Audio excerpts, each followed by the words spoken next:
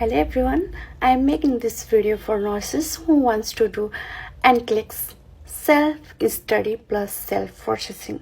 So, यो भिडियोमा चाहिँ म हजुरलाई न्युयोर्क बोर्ड अफ नर्सिङमा कसरी सेल्फ प्रोसेसिङ गर्न सकिन्छ त भनेर सिकाउन गइरहेको छु. If you want to do self processing please watch this video. So फर्स्टमा चाहिँ के हुन्छ त, के गर्नुपर्छ, हामीलाई के चाहिन्छ बोर्ड एप्लाई गर्नको लागि. सो न्युयोर्क बोर्ड अफ नर्सिङमा चाहिँ दुईवटा वे छ. एउटा भनेको सिजिएफएनएस छ, अर्को भनेको 2F3F प्रोसेस छ. सो सिजिएफएनएस चाहिँ अलिकति कस्टली हुन्छ. मसँग चाहिँ फाइनेन्सियली अलिकति अहिले भर्खरमा चाहिँ गाह्रो छ, म पछि गर्छु सिजिएफएनएस भन्नुहुन्छ भने चाहिँ 2F3F process is the best. किनभने सिजिएफएनएस हामीलाई गर्नु त पर्छ, तर पछि चाहिँ हाम्रो एजेन्सी कन्ट्र्याक्ट गरिसकेपछि चाहिँ एजेन्सीले गरिदिन्छ. हामीले रिसेन्टली चाहिँ पे गर्नु पर्दैन. सो 2F3F प्रोसेसबाट जानुहुन्छ भने चाहिँ एकदम कस्ट वाइज चाहिँ सस्तो पर्छ. सो यो भिडियो चाहिँ अलिकति लङ हुनसक्छ. पार्ट 1 पार्ट 2 भनेर बनाउँछु.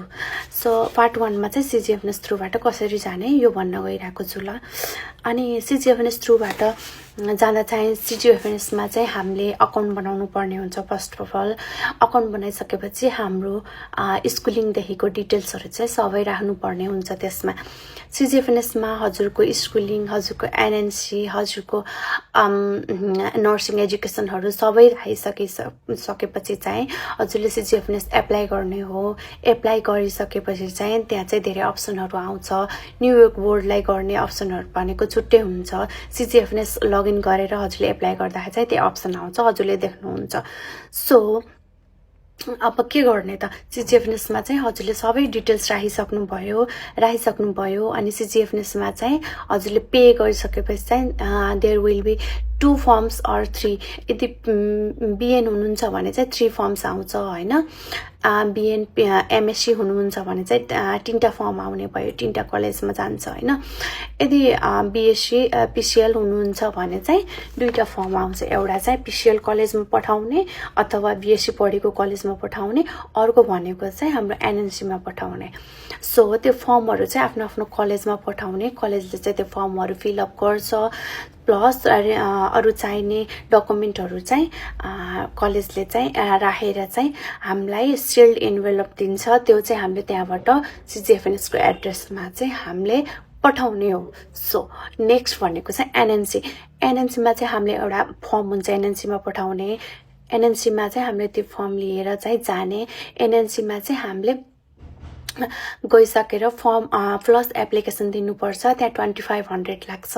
एनएनसीमा गइसकेपछि चाहिँ एनएनसीले पनि त्यो फर्म फिलअप गरेर हाम्रो अरू डकुमेन्टहरू राखेर चाहिँ हामीलाई सिल्ड इन्भेलप दिनुहुन्छ. अनि त्यो सिल्ड इन्भेलप हामीले एनएनसीको नजिकैबाट चाहिँ पठाउनु पर्ने हुन्छ सिजिएफएनएसमा. सो हामीले कलेजबाट पनि पठायौँ, एनएनसीबाट पनि पठायौँ डकुमेन्ट भनेपछि चाहिँ हाम्रो सिजिएफएनएसले त्यो डकुमेन्ट रिसिभ गरिसकेपछि चाहिँ भेरिफाई गर्छ.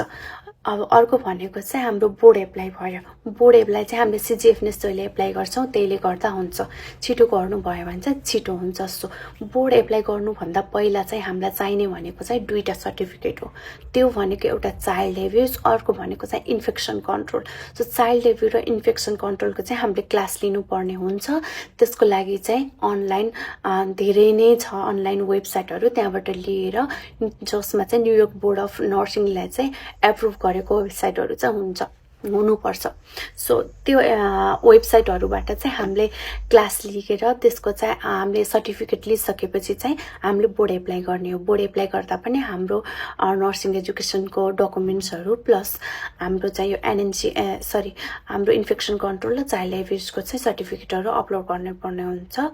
सो बोर्ड एप्लाई पनि सँगसँगै गर्नुभयो, सिजिएफएनएस पनि गर्नुभयो. सिजिएफएनएस अप्रुभ भइसकेपछि चाहिँ सिजिएफएनएसले डाइरेक्टली बोर्डमा चाहिँ पठाउँछ.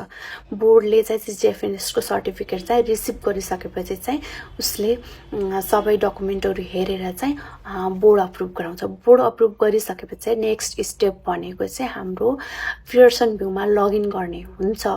यो चाहिँ म पछि भन्छु। अहिले यहीँसम्मको स्टेपहरू चाहिँ बुझिराख्नु। यदि यहाँसम्म चाहिँ हजुरलाई केही कन्फ्युजन छ, कसरी गर्ने, के गर्ने छ भन्नुहुन्छ भने चाहिँ हजुरले कमेन्ट गर्न सक्नुहुन्छ अथवा मलाई DM गर्न सक्नुहुनेछ। मैले चाहिँ हजुरहरूलाई चाहिँ पुरै डिटेल्स भनिदिनेछु। Thank you so much for watching.